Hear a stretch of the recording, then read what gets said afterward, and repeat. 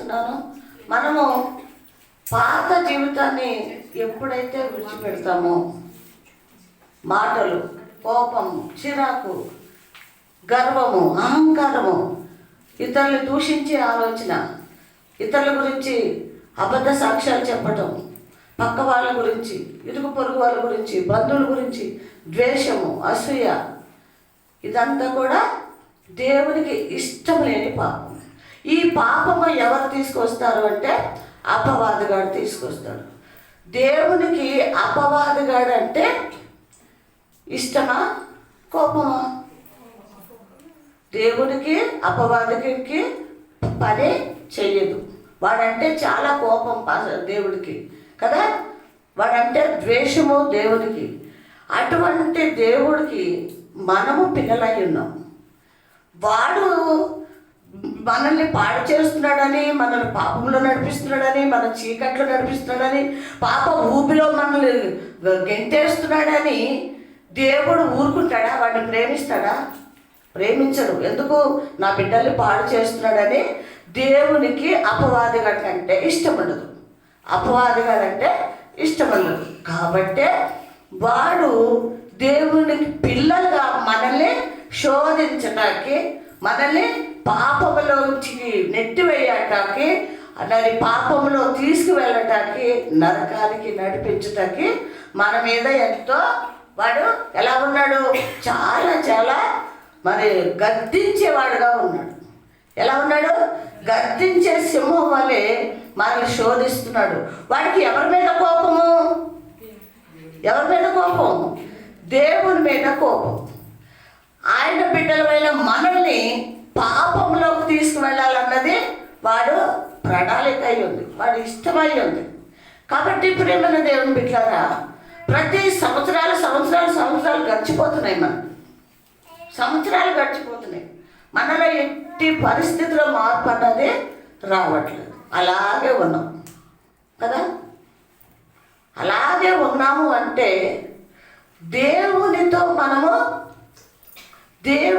మనము కలిసి ఉండట్లేదు, సాంగత్యం చేయట్లేదు, ప్రేమించట్లేదు.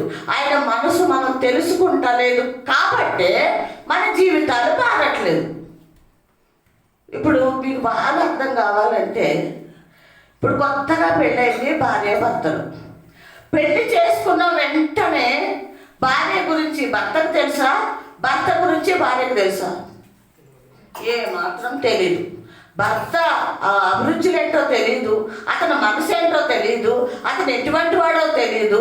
ప్రేమ గలవాడా లేదా కోపిష్ట, భార్యని కొడతాడా తిడతాడా, ఇవి ఆమెకు తెలియదు. ఆయనకు కూడా తెలీదు ఈమె ఎటువంటి మనిషి, ఎటువంటి మనసు, భర్తను ప్రేమిస్తుందా, భర్తకి అనుకూలంగా నడుచుకుంటుందా, అతని మనసును తెలుసుకోవాలని ఆలోచిస్తుందా అన్నది ఇద్దరికి కూడా తెలియదు. ఇప్పుడంటే పెళ్ళిళ్ళు కాకపోతే ప్రేమించేసుకుని ఒకరు తెలిసేసుకుంటున్నారు. కానీ మరి అప్పుడు పెద్దలు కుదిర్చిన పెళ్ళి ఎక్కడ చూసుకుంటారు? వాళ్ళిద్దరూ పెళ్లిలో చూసుకుంటారు. ఈమె నా భార్య లేకపోతే ఇతను నా భర్త అని అప్పుడు చూసుకున్నారు. కాబట్టి వాళ్ళకి ఏం తెలీదు, ఒకరి గురించి తెలీదు. ప్రియమైన దేవుని బిడ్డలారా, మనము కూడా యేసయ్య దగ్గరికి రాకముందు యేసయ్య మనసు మనకు తెలుసా కదా. కానీ ఇక లోకంలో భార్య భర్తల గురించి ఒకరికొకరు తెలియదు అన్నాను నేను. ఇక్కడ యేసయ్య దగ్గరికి వచ్చేటప్పటికి యేసయ్య గురించి మనకు తెలియదు, కానీ యేసయ్యకు తెలుసు మనం ఎటువంటి వాళ్ళము. హల్లెలూయా, హల్లెలూయా. మన మనసు తెలుసు, మన ఆలోచన తెలుసు, మన మాట తీరు తెలుసు, మన చూపు తెలుసు, మన నడవడి కూడా ఆయనకి తెలుసు, మన హృదయం తెలుసు. సమస్తం ఎరిగిన దేవుడై ఉన్నాడు ఆయన.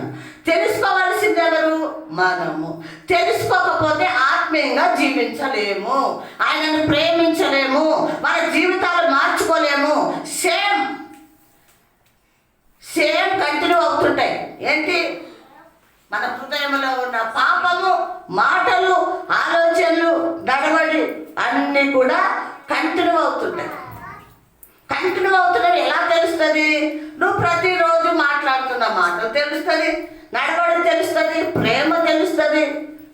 ప్రతిదీ కూడా తెలుస్తుంది అని ఈ మనిషి మారనేలేదే, అలాగే ఉన్నాడు, ఇవి అలాగే ఉంది అని అనుకుంటాక ఏంటి, హృదయంలో ఉన్నది నోటి ద్వారా వస్తూ ఉంటుంది. కాబట్టి ప్రియమైన దేవుని బిడ్డలారా, దేవుణ్ణి ఎప్పుడైతే మనము తెలుసుకుంటామో అప్పుడు మనలో ఒక భయము, లేదా రెండోది ప్రేమ, విశ్వాసము, నీతి, పరిశుద్ధత, ఇవన్నీ కూడా ప్రేమను ప్రభు నుంచి నేర్చుకుంటే మనలో మార్పు వస్తుంది. ప్రతి విషయంలో మార్పు వస్తుంది. ఒక సంఘంలోనే మనం పరిశుద్ధంగా ఉండటానికి సరిపోదండి. ప్రభు ప్రతి చోట ఉన్నప్పుడు చూస్తాడు, నిన్ను నన్ను చూస్తాడా చూడడా? ప్రతి చోట చూస్తాడు. అక్కడ ఎలా కనిపించాలి ప్రభు దృష్టికి, మనం ఆయన దృష్టికి ఎలా కనపడాలి? పరిశుద్ధంగా కనపడాలి, నీతిగా కనపడాలి, భయభక్తులతో కనపడాలి. చూపు ఏం చూస్తున్నావు, మాట ఏం మాట్లాడుతున్నావు, నడుస్తున్నావు, నీ పాదములు ఎక్కడికి వెళ్తున్నాయి, నీ హృదయంలో ఉన్న ఆలోచనలు ఎలా ఉన్నాయి, ఇవన్నీ మారాలి అంటే ప్రభు గురించి తెలుసుకోవాలి. ప్రభు గురించి తెలుసుకున్నప్పుడే నీలో మార్పు వస్తుంది. ఇవన్నీ విడిచిపెడతాం. ప్రభువులాగా ఏమన్నాడు? నన్ను పోలి నడుచుకోండి అన్నాడు. నేను మిమ్మల్ని నా స్వరూపంలో చేసుకున్నాను, మీరు నా పోలికలో మార్చబడాలి. నా పోలికలో మార్చబడాలి అంటే నేను ఎలా ఉన్నాను, నా మనసు ఏంటో, నా ఆలోచనలు ఏంటో, నా ప్రేమ ఏంటో మీలో కూడా ఉండాలి అన్నాడు ప్రభు. కాబట్టి ప్రియమైన దేవుని బిడ్డలారా, ప్రభుని లోతుగా తెలుసుకోకపోతే మనలో మార్పు అన్నది రాదు. ఇది వాస్తవం, ఇది నిజం. 31st నైట్ మెసేజ్ ఎంతమంది గుర్తుంది? ఏం చెప్పాను?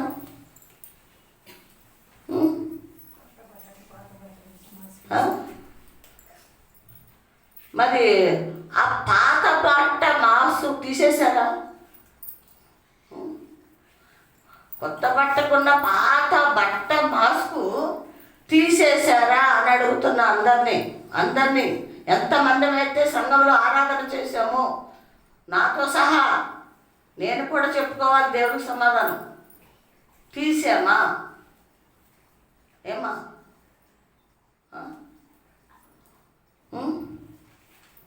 మీరే నోరిప్పండి, ఆలోచిస్తున్నారు ఏంటి? తీసారా? అది అలాగే ఉందా? ఎవరు ఏదో అన్నారు, ఎవరు ఇంకా తీసుకోలేదు. అది మీరు ఉందా అలాగే పట్ట? ఇంకా రాలే, టైం రాలే. ఎప్పుడు వరకు? ఇప్పుడు అనుకోకుండా సడన్గా దేవుడు మనల్ని పిలిచాడు. ఇంకా తీసుకోవాలని ప్రార్థన చేస్తున్నా, ఇంకా ఆలోచిస్తున్నా అంటే ఆ లోపల గుట్టుకు అంటే ఏంటి పరిస్థితి? ఏమ్మా గుట్టుకుమంటే ఏంటి పరిస్థితి? సమయం రాలేదా? ఇంకా 15 సంవత్సరాలు బాప్టిసాలు తీసుకుని 10 సంవత్సరాలు అనుభవం గల వాళ్ళు ఉన్నారు. ఎప్పుడు మార్పు? మరి ఎప్పుడు మన జీవితాలు మారేది? సరే, భర్త మూర్ఖుడు, తాగుపోతూ తిరిగిపోతూ వాడికి మార్పు లేదు. భార్యగా నువ్వు మారే వాడి గురించి ప్రార్థన చేయి. ఎక్కడ చేస్తున్నావు? అన్ని విషయాల్లో నీకు చాలా ఇంట్రెస్ట్ ఉంది, అన్ని విషయాల్లో చాలా జాగ్రత్తగా ఉంటావు. మొగుడు విషయంలో, చిన్న విషయంలో, వెళ్ళాడు ఇంకా రాలేదన్న విషయంలో, నీ పిల్లల్ని ప్రేమించే విషయంలో, పెట్టే విషయం, అన్నిట్లో ఉన్నావు. దేవుడి విషయంలో ఎందుకు ఉంటావు నువ్వు? నీ పిల్లలు ఎక్కడి నుంచి వచ్చారు? నీ భర్త ఎక్కడి నుంచి వచ్చాడు? నీ కుటుంబం ఎక్కడి నుంచి వచ్చింది? ఏమ్మా? దేవుడి నుంచి వచ్చిందా లేదా పక్క నుంచి వచ్చిందా? మరి దేవుడు చెప్పింది ఎక్కడ చేస్తున్నాం మనం? ప్రతి విషయంలో చాలా టైం ప్రకారంగా చేసేస్తాం. భర్త విషయంలో, పిల్లల విషయంలో, అన్నిటిలో. మరి దేవుని విషయంలో ఎందుకు చేయట్లేదు మనం? అంటే భయం లేదు. రెండోది, దేవుని గురించి మనకి లోతుగా తెలియదు కాబట్టే మనం ఇంకా మార్పు చెందట్లేదు. తెలియదు కాబట్టే మనం మార్పు చెందట్లేదు. అవునా కాదా? అవునా కాదా? మాట్లాడుతున్నప్పుడు భయం వేస్తలేదు, ప్రవర్తిస్తున్నప్పుడు భయం వేయట్లేదు, ఇంకా పాపాలు కడుక్కోలేదు అన్న భయం లేదు, తీసేసుకోలేదు, ఖాళీ చేసుకోలేదు, మన హృదయంలో ఉన్నది భయం లేదు. ఎందుకు భయం లేదంటే మనము ఆయన గురించి లోతుగా తెలుసుకోలేదు. అర్థమవుతుందా? లోతుగా తెలుసుకుంటే భయం ఉంటుంది. ఆయన పైనే ఆధారపడతాం, ఆనుకుంటాం. అర్థమవుతుందా? ప్రభు మాట వినాలని ఆశపడతాం. దేవుడు చెప్పిందే నేను చెయ్యాలి. దేవుడు ఏ మార్గంలో నడమన్నాడో అదే నడవాలి, ఏది చూడమన్నాడో అదే చూడాలి, ఏం మాట్లాడమన్నాడో అదే మాట్లాడాలి అని భయం ఉంటుంది. దాని ప్రకారంగా నడుచుకుంటాం. ఇప్పుడు మనం ఏం చేస్తున్నామంటే మనకి ఏది నచ్చితే అది చేసేస్తున్నాం. అమ్మో దేవుడు తిడతాడు, కొడతాడు, లేకపోతే నన్ను శపిస్తాడు, లేకపోతే నన్ను తీసేస్తాడు అన్న భయం మనలో లేదు.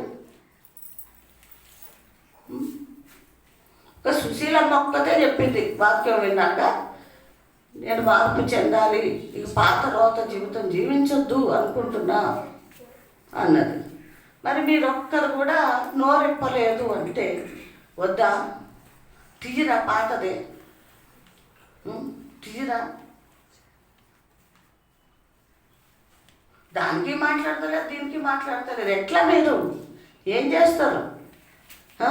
తీరా అంటే మాట్లాడతలేదు, తీయమని చెప్పండి. తీసారా అంటే తీరదమ్మని చెప్పండి, తీస్తే తీసామని చెప్పండి, మార్చుకున్నామని చెప్పండి, ఏదో చెప్పండి.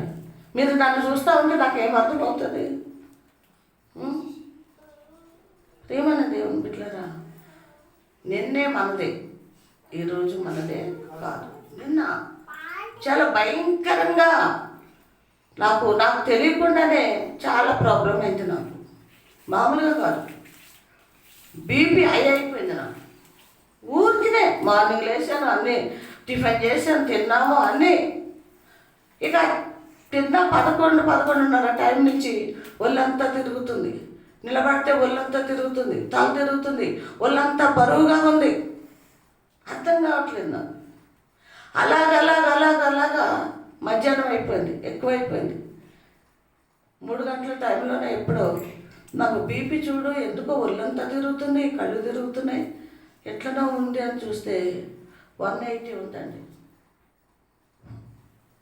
180 ఉంటుంది. తిరుగుతున్నప్పుడు కళ్ళు తిరుగుతే మొన్నటి అన్నీ కూడా అన్ని ఏంటి చాటల్లో అట్లు వేసి పెట్టారు కదా, మసాలాలు అన్నీ. ఎక్కడ సర్దలేదు, ఎవ్వరు సర్దలేదు, ఎక్కడే ఉన్నాయి. సరే మళ్ళీ రేపు కూడా నేను ఉండను, ఇవన్నీ ఎక్కడెక్కడ పెట్టేసుకుంటే పని అయిపోతుంది కదని కళ్ళు తిరుగుతున్నాయి, ఒళ్ళు తిరుగుతుంది, ఒళ్ళు పరుగుంది. దేవుడికి చెప్పుకుంటే పని చేస్తున్నా. యేసయ్య కళ్ళు ఎందుకో తిరుగుతున్నాయి, స్వస్థపరచండి. ఎందుకో ఒళ్ళు తిరుగుతుంది, స్వస్థపరచండి అనుకుంటా అన్నీ సర్దేశాను. మళ్ళీ బియ్యం పెట్టాను, రసం పెట్టాను, ఇంకా ఎక్కువైపోతుంది. అప్పుడు ఈయన వచ్చాక చూస్తే 190 బీపీ ఉందండి. ఇంకోటి ఏంటంటే బీపీ షుగర్ ఉన్న వాళ్ళకి బీపీతో పాటు దాని పక్కనే ఉన్న షుగర్ కూడా అయిపోతుంది. 2 కలిసి అయిపోయినాయి. అలా అయిపోతే ఏమైపోతుందంటే టప్పని ఎగిరిపోతారు, చచ్చిపోతారు. ఇక సమస్య లేదు. ఇంకా అలా కేసులు చాలా విన్నాము.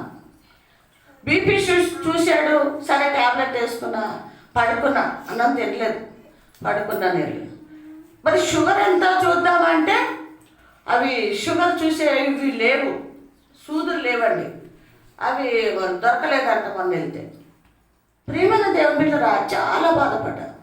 చాలా అంటే నాకు ఇది ఎందుకు వచ్చింది ఏంటని బాధపడలేదు.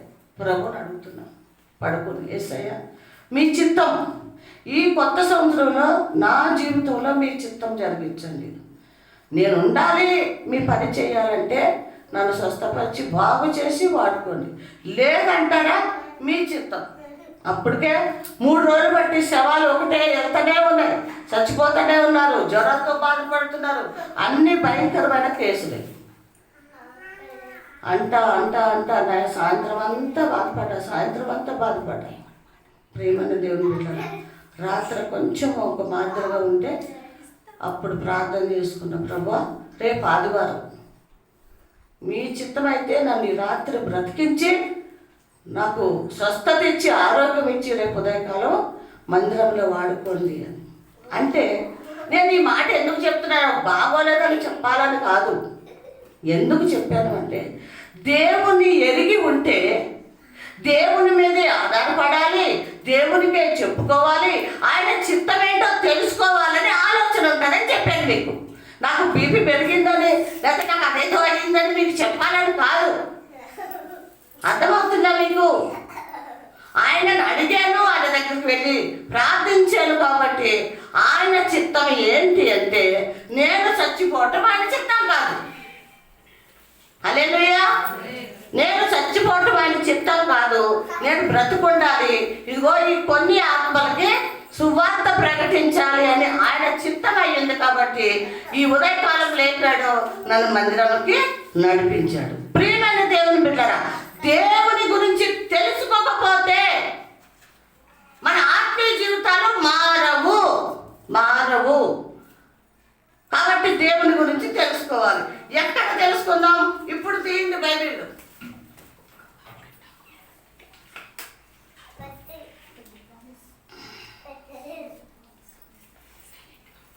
దానియేలు గ్రంథము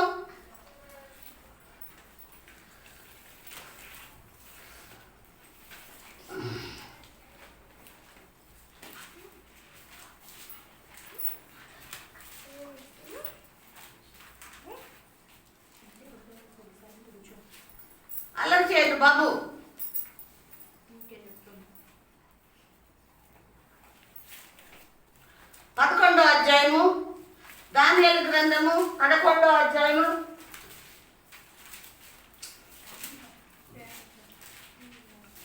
32 నుంచి చదువుకుందాం.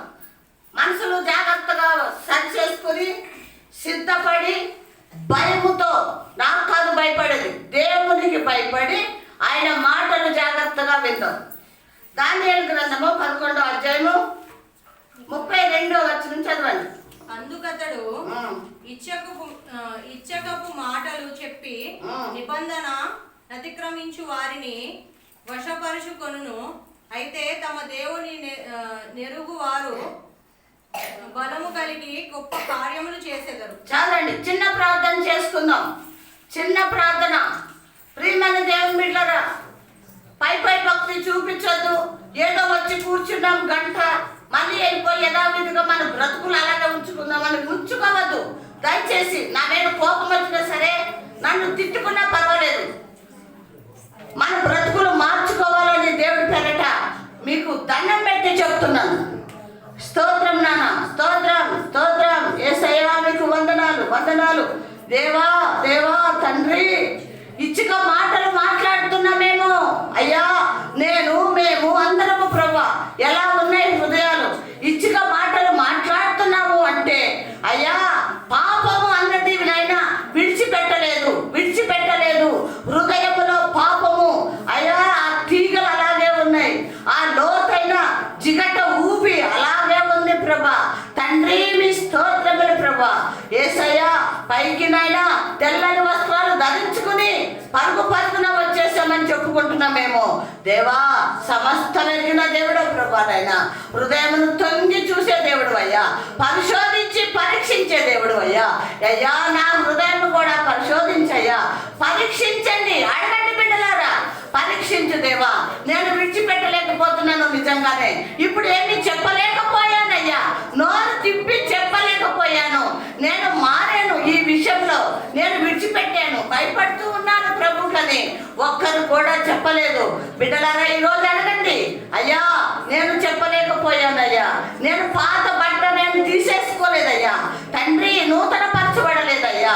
దేవా, నన్ను క్షమించి ఈ దినము నాకు ఇచ్చారు, ఈ సమయం నాకు ఇచ్చారు, దీన్ని సద్వినియోగం చేసుకుంటాను.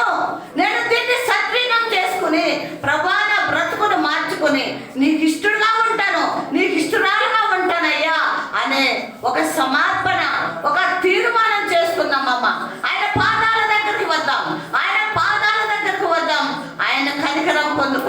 దేవా మీకు వందనాలు.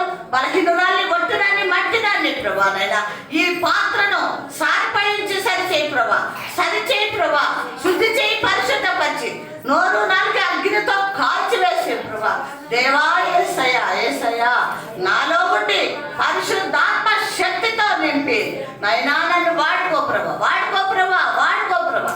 అయ్యా నీ పాత్రనయ్యా యేసయ్యా. బిడ్డలు మార్పు చెందాలంటే మీరు మాట్లాడితే తప్ప, మీరు మాట్లాడిన మాటలు వీళ్ళు వినాలయ్యా, గ్రహించాలయ్యా, భయం పుట్టాలయ్యా, వీళ్ళకి మారు మనసు రావాలయ్యా, వీళ్ళకి కనికరించి కృప చూపించి మీ నామాన్ని మహిమ తెచ్చుకోమని యేసు నామములో ప్రార్థించి అడిగి వేడుకుంటున్నాం తండ్రి. ఆమేన్. హల్లెలూయా, హల్లెలూయా. ప్రియమైన దేవుని బిడ్డలారా, నేను ఇందాకే చెప్పాను, వాక్యం చదవక ముందే చెప్పాను, మార్పు చెందితే మన బ్రతుకుల్లో మాట కానీ, చూపు కానీ, నడవడి కానీ, ప్రవర్తన కానీ, ప్రేమలో కానీ, కృపలో, క్షమించే విషయంలో అన్నీ మారుతాయి. మారలేదనుకోండి, ఏమన్నాడు ఇక్కడ, మళ్ళీ రిపీట్ చేయండి వాక్యాన్ని. అందుకతడు ఇచ్చకపు మాటలు చెప్పి నిబంధన అతిక్రమించువారు. చాలు చాలమ్మా, త్వరగా పరిగెత్తొద్దు. ఇచ్చిక మాటలు మాట్లాడి నిబంధనను ఏం చేస్తున్నామంట, అతిక్రమిస్తున్నాము.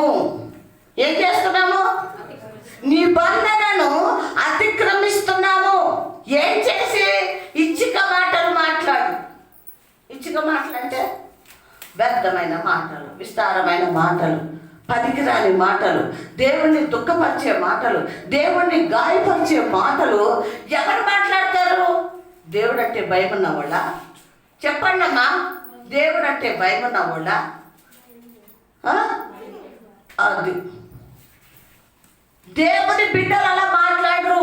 ఎందుకంటే ఆయన హృదయంలో పరిశుద్ధాత్మ దేవుడు పనిచేస్తుంటాడు కాబట్టి మాట్లాడటానికి భయపడతారు. అమ్మో నేను ఇలా మాట్లాడొద్దు, నేను దేవుని రక్తంలో కడగబడ్డాను, ఆయన రక్తము నా మీద ఉంది, ఆయన నాలో ఉన్నాడు, నేను మాట్లాడకూడదని మనం మాట్లాడకుండా మన నోరు ఏం చేస్తాడో, నాలుకను గర్దిస్తుంటాడు పరిశుద్ధాత్మ దేవుడు. మన హృదయాన్ని గర్దిస్తూ ఉంటాడు. బిడ్డ నువ్వు అన్నురాలుగా మాట్లాడద్దు, లోకస్తురాలుగా మాట్లాడద్దు బిడ్డ. నీ సాక్ష్యం కోల్పోతావు, శాపానికి గురవుతావు, నీ కుటుంబం శాపానికి గురవుతుంది, నీ బిడ్డలు, నీ భర్త, నీ కుటుంబము శాపానికి గురవుతుంది, ఆఖరికి నరకపాలవుతావు అని పరిశుద్ధాత్మ దేవుడు ప్రేరేపించి మాట్లాడినప్పుడు మాట్లాడుతున్నాము అంటే పరిశుద్ధాత్మ దేవుడు మనలో లేడు అని అర్థము, మనలో లేడని అర్థము. ఇంకోటి మనం అనుకుంటాం, బాప్తిసం తీసుకున్నాం, నేను రక్షింపబడ్డాను, ఇంకేం కావాలి, నేను పరలోక రాజ్యం వెళ్ళిపోతాను అని. ఇందాక అమ్మాయి చెప్పింది, నేను రక్షణ పొందుకున్నాను అని. ఓకే, బాప్తిసం తీసుకుంది, ఇక్కడి నుంచి మొదలవుతుంది ఆమె ఆత్మీయ జీవితం పోరాటం. అర్థమవుతుందా? ఇక్కడి నుంచి మొదలవుతుంది ఆత్మీయ జీవితం పోరాటం. అందులో జయించాలి ఆమె, అందులో జాగ్రత్తగా ఉండాలి, నిలిచి ఉండాలి.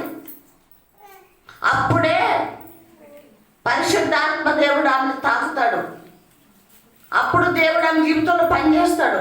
బాప్తిసం తీసుకున్నాను కానీ యథావిధిగా మళ్ళీ పాత జీవితమే అనుకోండి, ఏ ప్రయోజనము లేదు, నరకానికి పోవలసిందే అందరము. ఇది వాస్తవం. నీలోకి ఇప్పుడు దేవుడు బాప్తిసం ఇచ్చి వెళ్ళిపోయాడండి. ఎవరు?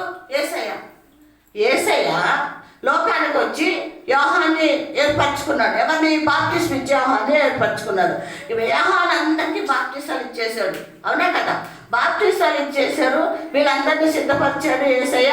ఇలా బ్రతకండి, ఇలా జీవించండి, ఈ విధంగా ఉండండి అని చెప్పి ఆయన ఆరోహణమే వెళ్ళిపోయాడు. వీళ్ళు ఒంటరిగా ఉండిపోయారు, వీళ్ళకి సావాసం లేదు, వీళ్ళకి నడిపింపు లేదు, ఆత్మతో నింపేవాళ్ళు లేరు. కాబట్టి ఏం చెప్పాడో తెలుసా? ఇదిగో నేను తండ్రి దగ్గరికి ఆరోహణమై వెళ్తున్నాను, మీకు ఇప్పుడు మీ దగ్గర ఎవరు లేరు, మీకు ఆధారకర్త లేడు,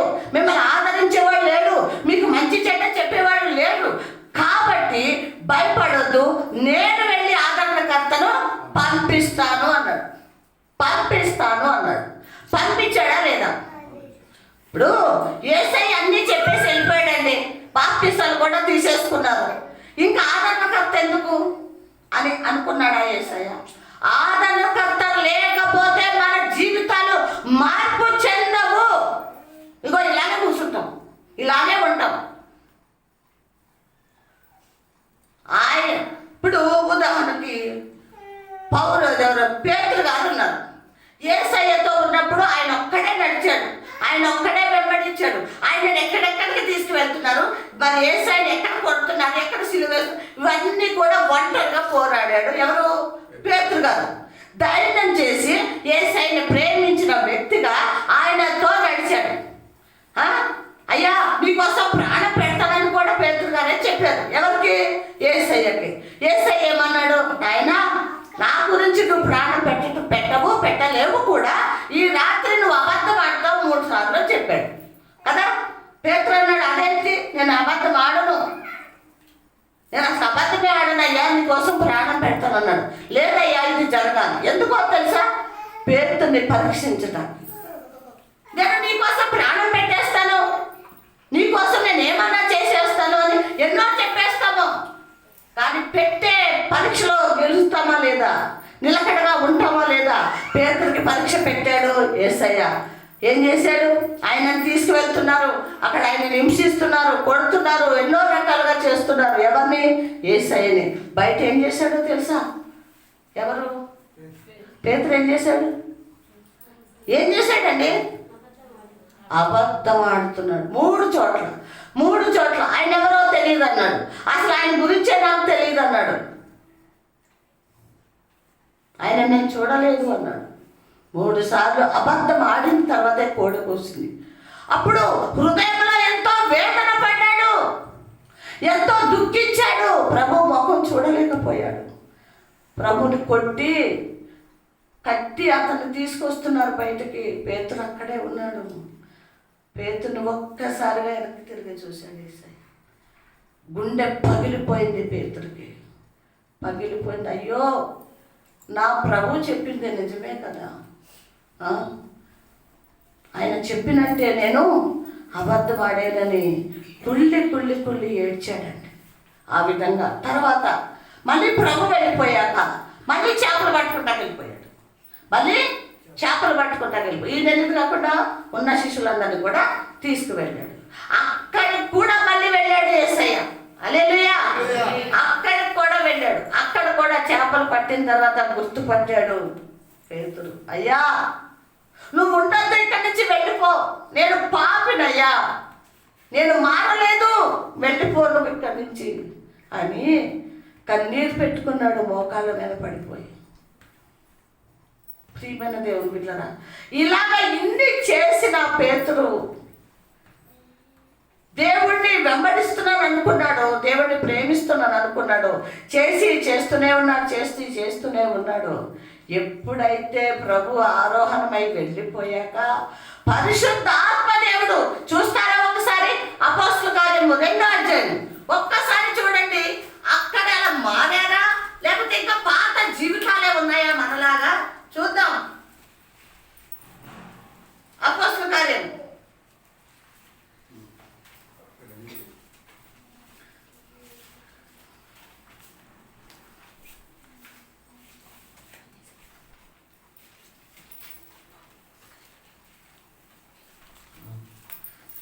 2వ అధ్యాయము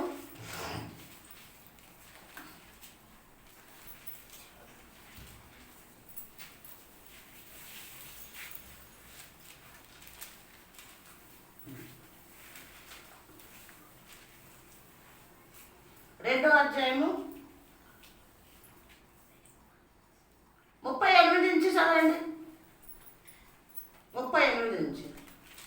పేతురు, మీరు మారు మనస్సు పొంది పాప క్షమాపణ నిమిత్తము ప్రతివాడు యేసుక్రీస్తు నామమున బాప్తిస్మం పొందుడి, అప్పుడు మీరు పరిశుద్ధాత్మ అను వరము పొందుదురు.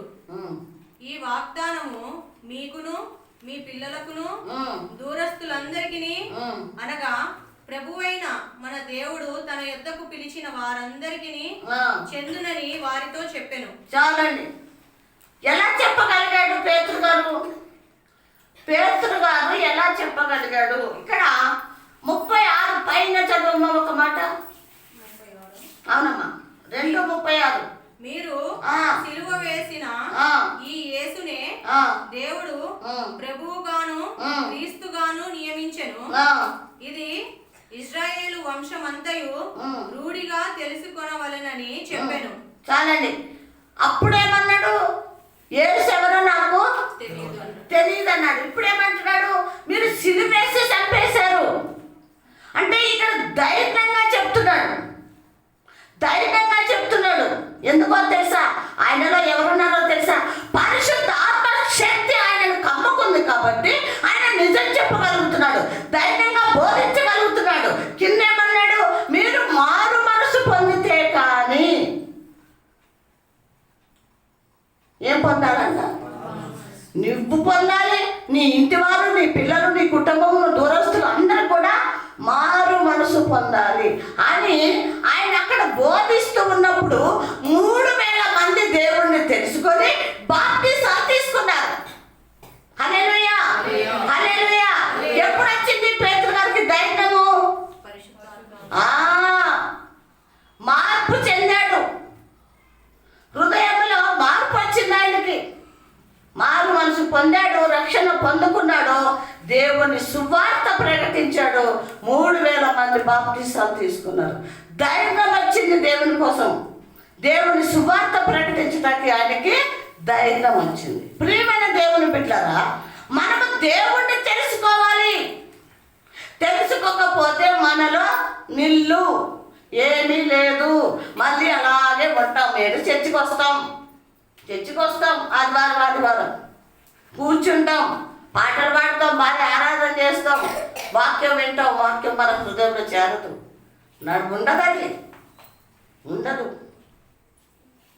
దాన్ని దుష్టుడు ఎత్తుకుపోతాడు. ఎందుకు ఎత్తుకుపోతాడో తెలుసా?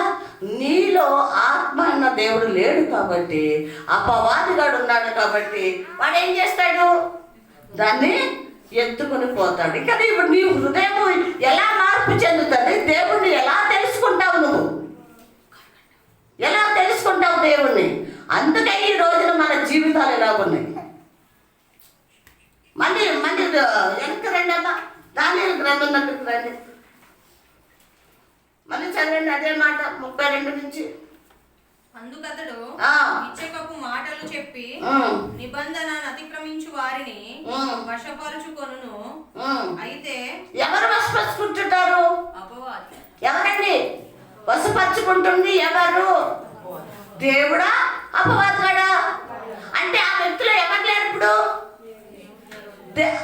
దేవుని ఆత్మ లేదు, బైబిల్ భక్తి లేదు కాబట్టి వాడు వశపరుచుకుంటున్నాడు. ఏం మాట్లాడాడు?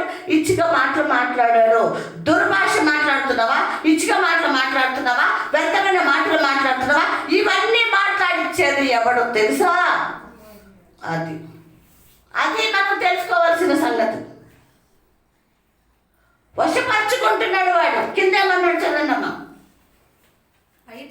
అయితే తమ దేవుని ఎరుగువారు. చాలమ్మా. అయితే తమ దేవుణ్ణి ఎరిగిన వారు. మనందరికీ ప్రశ్న. అయితే పైన విన్న మాటలన్నీ కూడా అపవాదిగాడు మాట్లాడించాడు, వశపరుచుకున్నాడు. కానీ కింద అంటున్నాడు, మన దేవుణ్ణి ఏం చేయాలంట? ఆయనని ఎరిగి ఉంటే, దేవుణ్ణి ఎరిగి ఉంటే ఏం చేస్తారంట వాళ్ళు? దేవుణ్ణి ఎరిగి ఉన్న వాళ్ళు ఏం చేస్తారండి? గొప్ప కార్యాలు. మరి పైన ఉన్నవాడు గొప్ప కార్యాలు చూశాడా? లేదు. ఎందుకు? వాడు లోక సంబంధి అయి ఉన్నాడు కాబట్టి, అపవాదగాడు అనుచరుడు అయి ఉన్నాడు కాబట్టి, వాడిలో మానవుడిలో అపవాదిగాడు పని చేస్తాడు కాబట్టి ఈ మాటలు మాట్లాడాడు వాడు. దేవుని ఎవరైతే ఎరిగి ఉంటామో ఏం పొందుకుంటామంట? దేవుని కార్యాలు, దేవుని కార్యం అంటే ఇక్కడ ప్రభు మనకి ఏం చెప్తున్నాడు దేవుడు అంటే దేవుని ఎరిగి ఉండాలి. ఇప్పుడు మనం పేతురు గారి గురించి చెప్పుకున్నాము. యేసయ్య ఈ లోకంలో ఉన్నంత కాలము ప్రేమించాడు, ఆయనను వెంబడించాడు, ఆయనతో ఉన్నాడు. కానీ దేవుని గురించి లోతుగా తెలుసుకోలేదు. అర్థమవుతుందండి? దేవుణ్ణి లోతుగా తెలుసుకోవడానికి ప్రయత్నించలేదు పేతురు గారు. ఎప్పుడైతే ఆయన ఆరోహణం అయిపోయిన తర్వాత ఆదరణకర్తను పంపించిన తర్వాత వీళ్ళు ఏం పొందుకున్నారు? ఎక్కడ? మేడగదిలో. అందుకే నాకు ఇష్టమైన మాట, మనకి చిన్న మందిరం ఇచ్చాడు. నేనేమంటాను తెలుసా? దీన్ని మందిరం అన్నం, మేడగది అంటారు. హల్లెలూయా. ఇక్కడే బ్రతుకులు మారిని, ఇక్కడే పరిశుద్ధాత్మతో నింపుకున్నారు, ఇక్కడే దేవుని పని చేయటానికి వాళ్ళందరూ కూడా సిద్ధపడ్డారు. 12 మంది శిష్యులు కూడా 10 రోజులు అన్న పానములు ముట్టుకోకుండా ఆదరణకర్త కోసం ఎదురు చూశారండి వాళ్ళు. మనం ఏం చేస్తున్నాం? అంతే. 10వ రోజు వాళ్ళ మీదకి ఏమొచ్చిందంట? పరిశుద్ధాత్మ అగ్ని అగ్ని అగ్ని కుమ్మరించాడు దేవుడు. నాలుకలుగా విభజింపబడ్డాయి, భాషలతో మాట్లాడారు. పరిశుద్ధాత్మతో నింపబడ్డ పేతురు గారు ఏం చేశాడు? వాళ్ళని గర్దిస్తూ ఉన్నాడు. భయపడే పేతురు గారు గర్దిస్తూ ఉన్నాడు. పరిశుద్ధాత్మ దేవుడు అంటే అలా ఉంటుంది. ప్రియమైన దేవుని బిడ్డలారా, ఆత్మ ఎప్పుడైతే మనలోకి వస్తుందో మనలో ఒక తపన, ఒక ఆశ, ఒక కోరిక, ఒక ఆలోచన వస్తుంటది. ఏంటో తెలుసా? లోకములో కాదండి. ఇప్పుడు మనకి లోకంలో ఏ గుర్తొస్తున్నాయి? లోకమే చూడాలి, మనుషులే చూడాలి, ఆ మాటలే వినాలి, వాళ్ళ గురించే మాట్లాడుకోవాలి. ఇదే ఉంది ప్రతి ఒక్కరి హృదయాల్లో కూడా. ఎప్పుడైతే ఆత్మ అనే దేవుడు మనలోకి వస్తాడో మనకి ఇష్టం ఉండదు వింటాకి, మాట్లాడటానికి, చూడటానికి, వెళ్ళటానికి. నువ్వు ఎప్పుడైతే దేవుడి హృదయం తెలుసుకుంటావో, దావీదు కూడా ఏం చేశాడు? తప్పిదం చేశాడు అని మనకు బైబిల్లో వింటున్నాం మనం. తర్వాత ఏం చేశాడు? పశ్చాత్తాపడ్డాడా? అలాగే ఉన్నాడా? పశ్చాత్తాపడటం కాదండి. ఏ బలహీనత వచ్చినా, ఏ వ్యాధి వచ్చినా, ఏ సమస్య వచ్చినా ఏమని కూడా తెలుసా? అయ్యా, నాకు ఇది జరగవలసిందే, నువ్వు అన్యాయస్తుడు కాదు నన్ను బాధ పెట్టడానికి. ఎందుకు వచ్చిందో తెలుసా? నా అపరాధమును బట్టి వచ్చింది, నా పాపమును బట్టి నాకు ఇది వచ్చింది. అయ్యా పర్వాలేదు, నువ్వు న్యాయమే చేసావు, నాకు అన్యాయం ఏమీ చెయ్యలేదని ఆయన రోదన చేశాడు. దేవుని హృదయాన్ని తెలుసుకున్నాడు. ఏమని పిలువబడ్డాడు దావీదు? దేవునికి హృదయానుసారుడు. దేవుని హృదయంలో ఏముందో, ఆయన ప్రణాళిక ఏముందో మన పట్ల, ఆయన చిత్తం ఏమైందో, ఆయన సంకల్పం ఏమైందో మనం తెలుసుకుంటానికి ప్రయత్నించినప్పుడు దేవుడు తప్పకుండా మనకి తెలియచేస్తాడు. లేదు పైపైన భక్తి కూడా అలాగే ఉంటాము. హృదయానుసారుడయ్యాడండి దానియేలు. దేవునికి హృదయానుసారుడయ్యాడు. ప్రియమైన దేవుని బిడ్డలారా, ఇక్కడ దానియేలే రాస్తున్నాడు. ఎవరిని ఎరిగి ఉండాలంట? దేవుణ్ణి ఎరిగి ఉండాలి కదా. ఆయన ఎరిగి ఉన్నాడు కాబట్టి ఆయన క్రియ రూపంగా ఏది ఎరిగి ఉన్నాడో అదే ఇక్కడ రాస్తూ ఉన్నాడు. హల్లెలూయా. అదే ఆయన రాస్తూ మనకి చెప్తూ ఉన్నాడు. ఇంకా ఏమన్నాడు చదవండి. 33 జనములో కంటిన్యూ చేయండి. 2 నుంచి 32 నుంచి కంటిన్యూ చేయండి. అందుకతడు ఇచ్చకపు మాటలు చెప్పి నిబంధనను అతిక్రమించు వారిని వశపరుచుకొనును. అయితే తమ దేవుని ఎరుగువారు బలము కలిగి గొప్ప కార్యములు చేసేది. ఏం చేస్తారంటండి? బలము కలిగి ఉంటారంట, గొప్ప కార్యాలు చేస్తారంట. గొప్ప కార్యాలు అంటే ఆస్తులు అంతస్తులు సంపాదించుకుంటామా? మేడల మీదలు కట్టుకుంటామా? వెండి బంగారం సంపాదించుకుంటామా? కాదు. లోక సంబంధమైన కార్యాలు కాదండి, పరలోక సంబంధమైన గొప్ప కార్యాలు. అంటే నీ కుటుంబాన్ని రక్షణలోకి నడిపించుకుంటావు, నీ బిడ్డల్ని మంచి దారిలో నడిపించుకుంటావు, నువ్వు నడుస్తావు, నీ ఆత్మీయ జీవితము దేవుడికి ఇష్టంగా ఉండేలాగా నడుచుకుంటావు, బ్రతుకుతావు, జీవిస్తావు, ఆ పరలోక రాజ్యమును సంపాదించుకుంటావు. అది గొప్ప కార్యాలు. ఈ లోక కార్యాలు మనకు వద్దండి. ఎందుకు? నిన్ను నన్ను ఆయన రక్తంలో కడిగేశాడు, ఆయన రక్త మాంసాలు రొట్టెగా చేసి నీకు ఆహారంగా నాకు పెట్టాడు. అటువంటప్పుడు ఏ కార్యాలు సంపాదించుకోవాలి మనం చేయాలి? ఏవి? పరలోక కార్యాలు. ఈ లోక సంబంధమైనవి మనకి వద్దే వద్దు, విడిచిపెట్టేయాలి.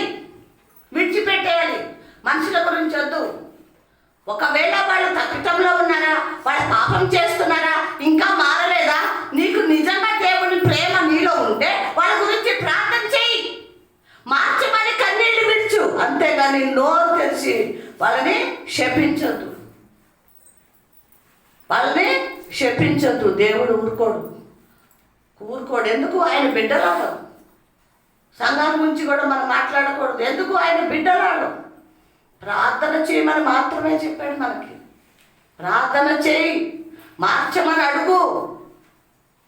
అంతేగాని ఇచ్చిక మాటలు మనము మాట్లాడకూడదు. ఇంకేమన్నాడమ్మా? జనములో బుద్ధిమంతులు అనేకులకు బోధించుదురు. ఏమంటండి? బుద్ధిమంతులు ఏం చేస్తారంట? అనేక జనులకు బోధించెదరు. బుద్ధిమంతులు అంటే ఎవరు? లోకపు బుద్ధ, దేవుని బుద్ధ? దేవుని బుద్ధి.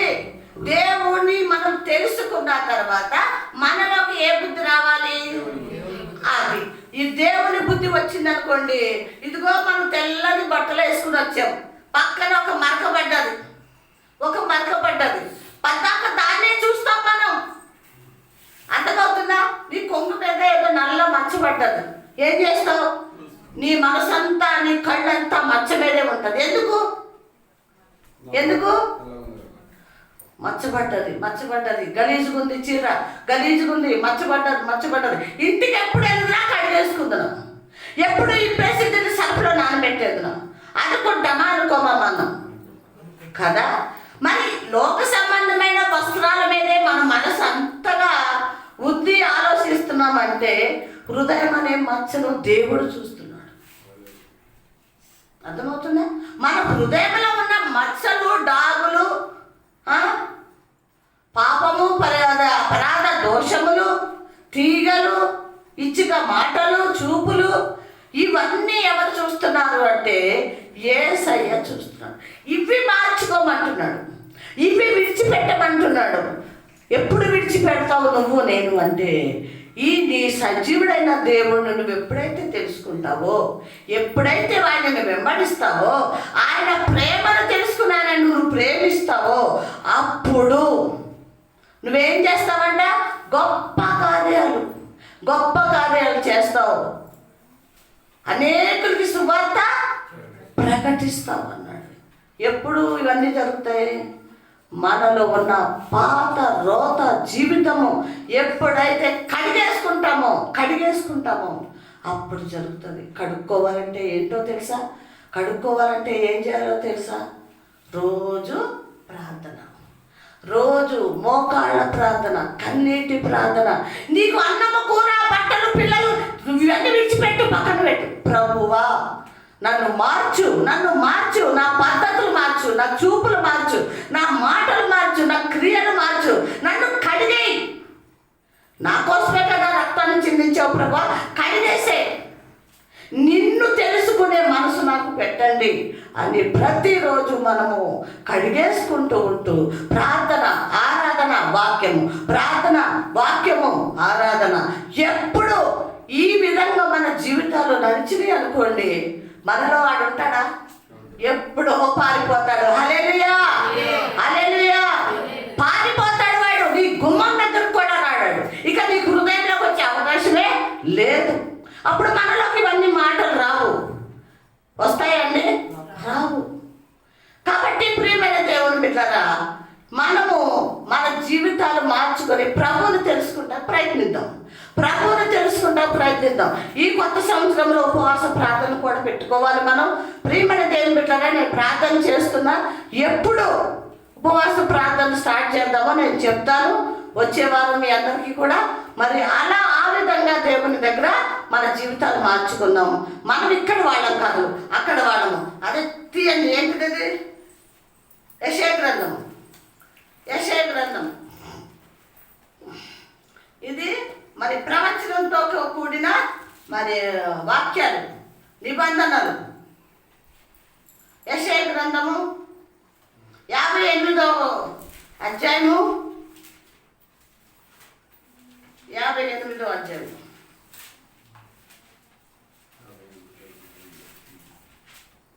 చూసారా?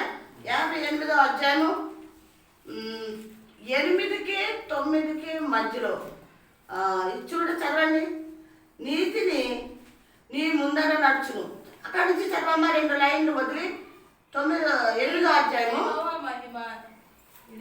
నీ నీతి ముందర నడుచును, యెహోవా మహిమ నీ సైన్యపు వెనుకటి భాగమున కావలి కాయును. చాలండి.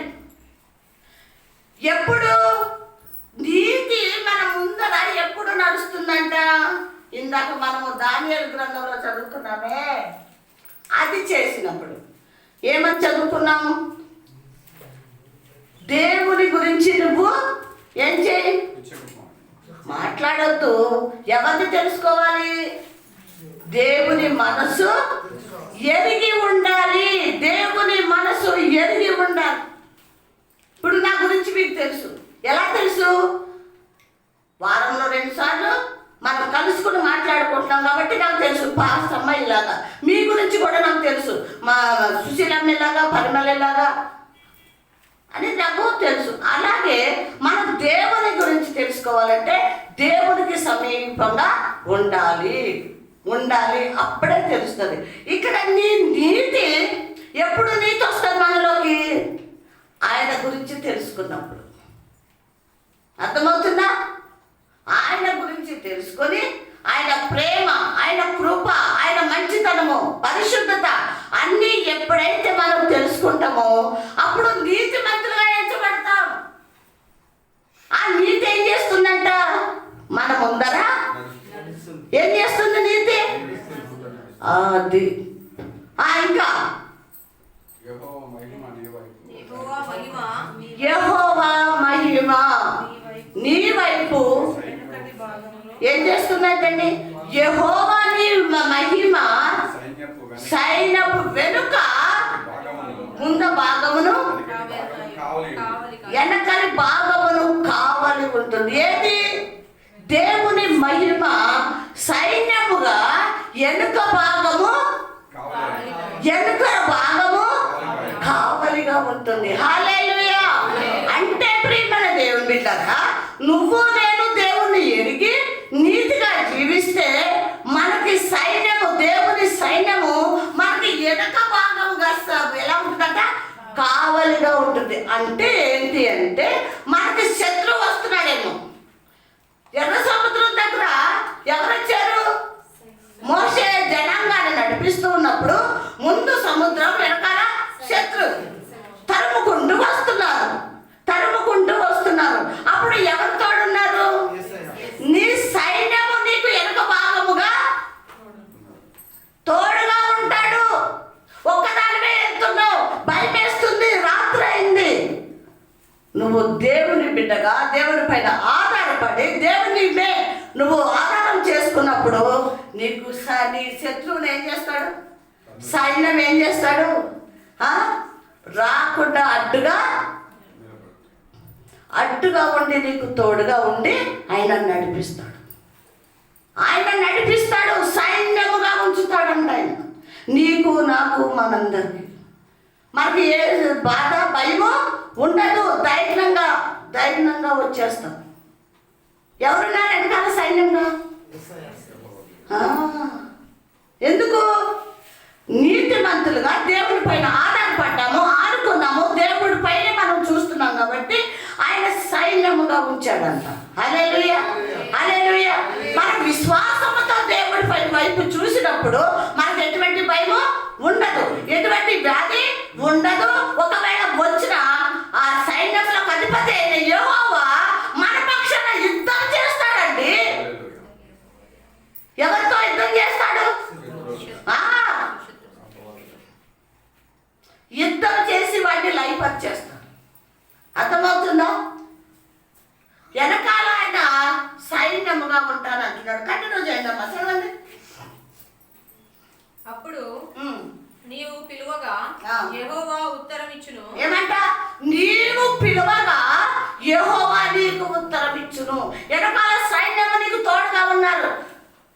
నువ్వు ఎప్పుడైతే ప్రభువా ఇదిగోండి నన్ను కాపాడండి, నన్ను రక్షించండి అని నువ్వు పిలువగా ఆయన ఏం చేస్తాడంట? నీకు ఉత్తరం ఇస్తాడు. ఉత్తరం అంటే నీకు సమాధానం ఇస్తాడు. నువ్వు పిలిచే దాన్ని అడుగుతాడు. బిడ్డ ఏంటి, ఏమైంది నీకు, నా కుమార్తె ఎందుకు పిలిచావు నన్ను? ఉత్తరము అంటే ఆయన అడుగుతూ ఉన్నాడు నిన్ను, ఎందుకమ్మా నన్ను పిలిచావు, నీకేం కావాలి? ఉత్తరం ఇస్తాడంట ఆయన. ఇంకా నీవు మొరపెట్టగా ఆయన నేనున్నానను. ఏమంటండి? నేనున్నాను. నువ్వు ఎప్పుడైతే దేవుని సన్నిధిలో ఆత్మతో, సత్యముతో, భయముతో, వణుకుతో, మోకాళ్ళ మీద కన్నీళ్లతో నువ్వు మొరపెట్టుతున్నప్పుడు, ఏ విషయంలో మొరపెట్టు, ఏం చేస్తాడంట? ఎవరున్నారు? ఎవరన్నా వస్తారా మనకి? పక్కింటోడు వస్తారా? లేకపోతే నీ భర్త వస్తాడా? నీ పిల్లలు వస్తారా? నీ బంధువులు వస్తారా? ఎవరు కూడా నేను ఉన్నాను అనరు. మన కష్టంలో అంటారండి. మన కష్టంలో అంటారు ఎవరన్నా, నేను ఉన్నానులే నీకెందుకు, నేను చూసుకుంటాను అంటారా? కానీ నిన్ను నన్ను సృష్టించిన ఆ దేవుడు అంటాడు, నేనున్నాను. నువ్వు మొరపెట్టగా నేనున్నాను అంటున్నాడు. ప్రియమైన దేవుని బిడ్డగా, ఈ రోజున నూతన సంవత్సరం ఈ 4వ తారీఖున దేవుడు మనతో మాట్లాడుతున్నాడు. మన జీవితాలు మార్చుకుంటే ఇవన్నీ మన జీవితంలో జరుగుతాయి. హల్లెలూయా. లేకపోతే జరగవు. నేనున్నాను అన్నాడు. మనకు సైన్యంలో వెనకాల ఉంచాడు, నీతిగా ఉంచాడు. మనని పాపులుగానే లోకంలోనే జీవిస్తాం. ఇంకా ఏమన్నాడమ్మా? ఇతరులను బాధించుటయు, గ్రేలు పెట్టి చూపి తిరస్కరించుటయు. ఏం చేయొద్దు? ఇతరుల్ని బాధ పెట్టొద్దు, వేలు పెట్టి చూపించొద్దు. అర్థమవుతుందా? వీడిలాగా వాళ్ళలాగా అని మనం మాట్లాడుకుంటాం, కానీ వేలు పెట్టి వాళ్ళు చూపించటం కానీ చెయ్యొద్దు అంటున్నాడు. చెయ్యొద్దు. వాళ్ళు కూడా నా బిడ్డలే, వాళ్ళు కూడా నా బిడ్డలే. నీకు నా ప్రేమ నీలో ఉంటే, నీకు నీ శ్వాసము నీకుంటే వాళ్ళ గురించి ప్రార్థన చేయి. మార్చమని అడుగు, నన్ను మొరపెట్టు. అంతేగాని వాళ్ళ మీద వేలు పెట్టి మాత్రము చూపించకు. ఇంకా ఏమంటున్నాడమ్మా? చెడ్డదానిని బట్టి మాట్లాడుటయు. ఏమంట? చెడ్డదాన్ని బట్టి మాట్లాడవద్దు. ఏదైనా చెడే ఉంది, వినిపించింది, మనకి కనిపించింది, మాట్లాడద్దు. మౌనంగా ఉండు, దేవుడికి అప్పచెప్పు. మాట్లాడద్దు, చూడొద్దు, మౌనంగా ఉండు, ప్రభుకి అప్పచెప్పు. ఇంకమ్మా? నీవు మాని ఆశించిన దానిని ఆకలి కొనిన వానికి ఇచ్చి. ఏమంటండి? నువ్వు ఆశించిన దాన్ని ఆకలి కొన్న వాడికి, అంటే ఆశించినది ఆకలి కొన్న వాళ్ళకి ఇయ్యి అంటే ఏంటంటే అర్థము, మనము సండే వచ్చిందంటే మటను, చికెను, బిర్యానీ వండుకుంటాం. సరిగ్గా తినే టయానికి ఎవరో వస్తారు మన గుమ్మం దగ్గరకు వచ్చి, అమ్మా ఆకలిగా ఉంది, కొంచెం అన్నం పెట్టండి అమ్మా అన్నప్పుడు, ఏడు బిర్యానీ తెచ్చు వండుకుని తినేటప్పటికే వచ్చాడు, వచ్చిందామే పంపనండి అని పిల్లలకి చెప్పే మనసు, అపవాదగాడి మనసు నీలో ఉండకూడదు. ఏం చేయాలో తెలుసా? నువ్వు ఆకలి వండు, పట్టుకెళ్ళి పెట్టు. నువ్వు ఆకలిగా ఉండమ్మా, అక్కడ పెట్టు, పట్టుకెళ్ళి. నీకు నచ్చింది అది, నీకు ఇష్టం అది, అయినా ఇచ్చేసాయి. నేను చెప్తున్నాను కదా ఇచ్చేయమంటున్నాడు ప్రభు. అది ఆహారమే కానివ్వండి, వస్త్రమే కానివ్వండి, ధనమే కానివ్వండి, నేను చెప్పుతున్నాను ఇచ్చేయి. నేనే వచ్చాను నా రూపంలో. ఇది నేర్చుకోండి అందరూ. ఆయనకు అదే రూపంలో వస్తాడు. అడుక్కుని ఆయనలాగా వస్తాడు, అడుక్కుని ఆమెలాగా వచ్చి వీళ్ళు ఏం చేస్తారని ప్రభు పరీక్షిస్తాడు మనల్ని. ఏం చేయాలి? దేవుని వాక్యం ఎరిగిన మనము అమ్మ ఉండమ్మా వస్తున్నాను అని అంత పిడికెడు అన్నం పట్టుకెళ్ళి ఆమెకి ఇవ్వండి. దానికి పదంతులు ప్రభు మనకి ఇవ్వడా? ఏమ్మా ఇప్పుడు కాకపోతే ఇంకోసారి అనుకుంటామేమో బిర్యానీ, కానీ నువ్వు పెట్టి చూడు, దేవుడు ఆనందిస్తాడు. దేవుడు ఆనందిస్తాడు. బిడ్డలారా, మనం ఆనందించాలనుకోవద్దు. ఎప్పుడు ప్రభు ఆనందిస్తున్నాడా లేదా? ప్రభు సంతోషిస్తున్నాడా లేదా? ఏం చేస్తున్నాను నేను? ఆయన దుఃఖపెట్టే మాటలు, పనులు, నడవడి నాలో ఉన్నాయా? నరకానికి పోతాను, ప్రభువును సంతోషించే పనులు చేస్తాను అనే మనసు మనకుండాలి. ఇంకేమన్నాడమ్మా?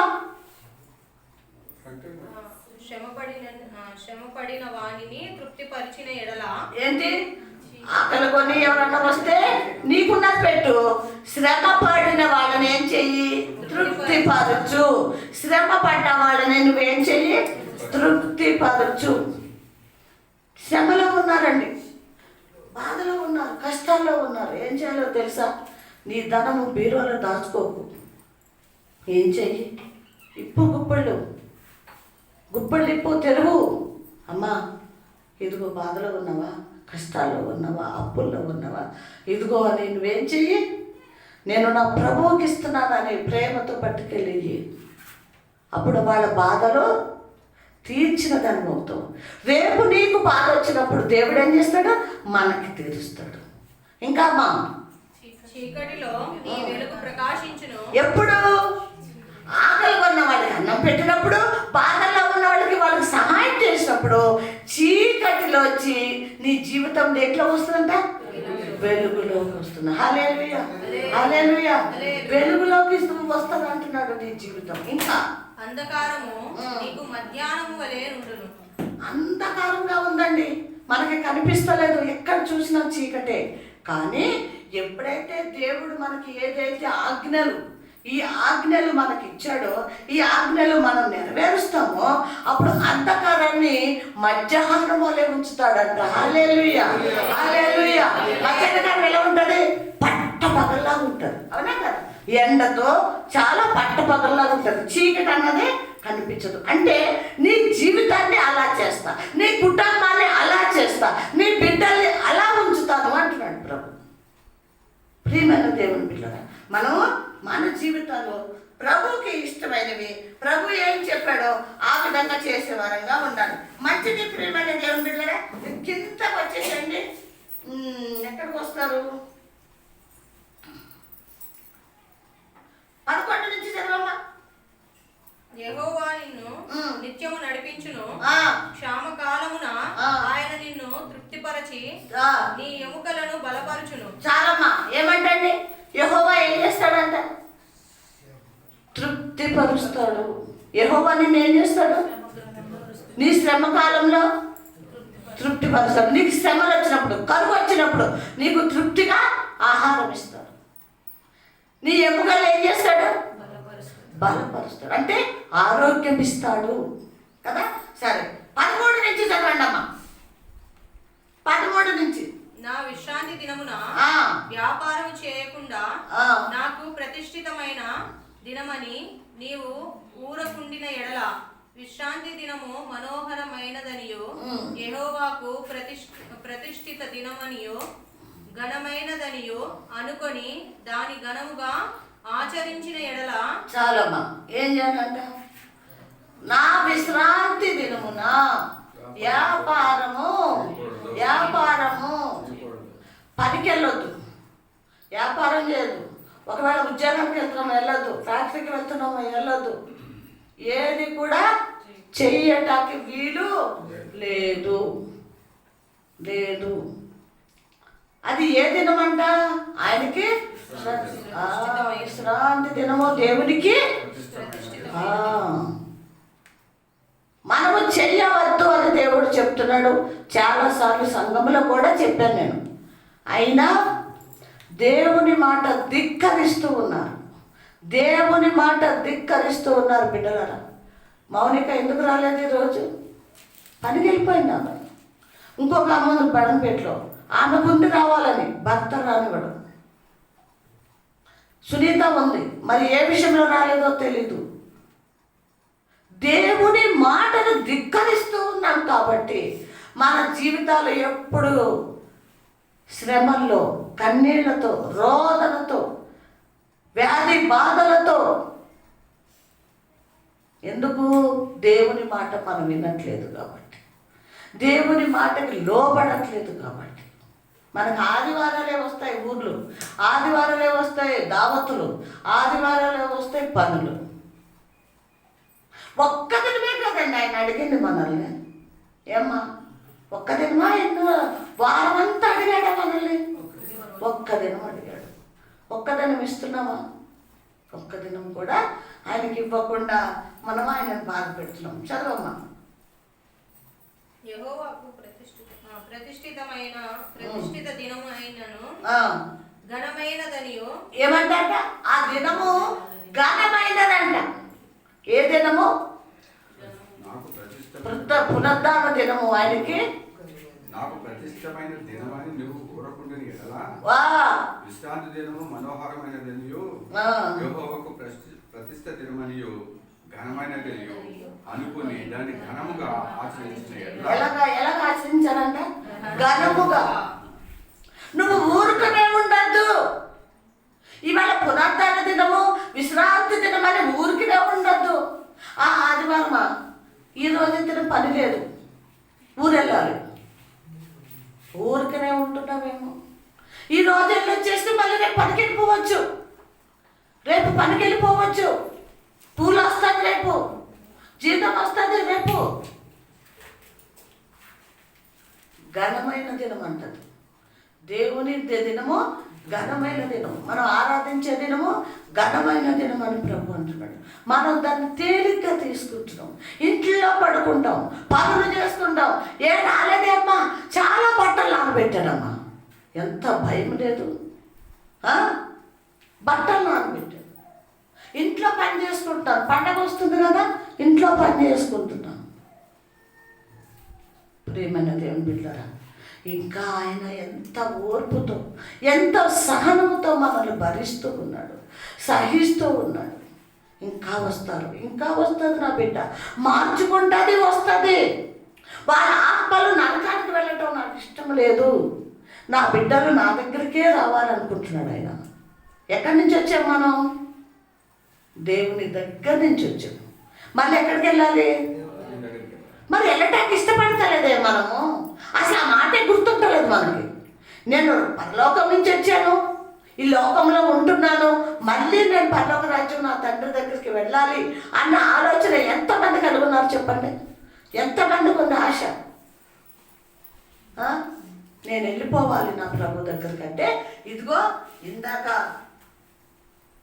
ఈ మాటలన్నీ మన జీవితాల్లో నెరవేరాలి, నడుచుకోవాలి, ప్రభువుని తెలుసుకోవాలి, మెట్టు మెట్టుగా ఎక్కుతూ తెలుసుకోవాలి. ఇంకేమన్నాడమ్మా? కింద చదవండి, మద్దారు నుంచి చదవమ్మా. ఘనమైనదనియో అనుకొని దాని ఘనముగా ఆచరించిన ఎడల నీకు ఇష్టమైన పనులు చేయకయో, వ్యాపారము చేయకయో, లోక వార్తలు చెప్పుకొనకయో ఉండిన ఎడల నీవు యెహోవా యందు ఆనందించెదవు. ఏమంటే ఏం చేయదు? లోక వార్తలు చెప్పుకోవద్దు, నీకు ఇష్టం వచ్చినట్టు పనులు నువ్వు చెయ్యవద్దు, నీకు ఇష్టమైంది అసలు చెయ్యొద్దు. నువ్వు ఒకటే అడగాలి, ప్రభా మీ చిత్తం ఏంటి, నన్ను ఏం చేయమంటారు, ఇది మీకు ఇష్టమా కాదా, చెయ్యాలా వద్దా, వెళ్ళాలా వద్దా, మాట్లాడాలా వద్దా, ఇట్లా అడగాలి మనం. అర్థమవుతున్న ప్రేమైన దేవుని బిడ్డరా? కింద లైన్ చదవండి. ఇంకా నీవు దేశము యొక్క ఉన్నత స్థలముల మీద నేను నిన్నెక్కించెదను. ఎప్పుడు? దేవుని చిత్తాన్ని నెరవేర్చినప్పుడు. అర్థమవుతుందండి? దేవుడు చెప్పింది చేసినప్పుడు, దేవునికి ఆయాస్కరమైనది, దుఃఖకరమైనది మనం చెయ్యినప్పుడు. అర్థమవుతుందా? ఇంకా దేశము యొక్క ఉన్నత స్థలములు నీ తండ్రి అయిన యాకోబు హాస్యమును నీ అనుభవములో ఉంచెదను. ఏమంటండి? ఎవరు ఆ సాస్యము? యాకోబు స్వాస్థ్యము శాశ్వము నీకు అనుగ్రహించేదను. యెహోవా ఎవరిది? యెహోవా అన్నది స్వాస్థ్యం ఎవరిది? ఆ.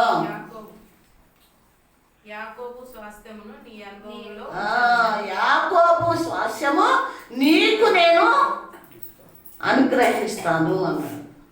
అన్నాడా? ఇంకేమన్నాడు? యెహోవా సెలవిచ్చిన వాక్కు ఇదే.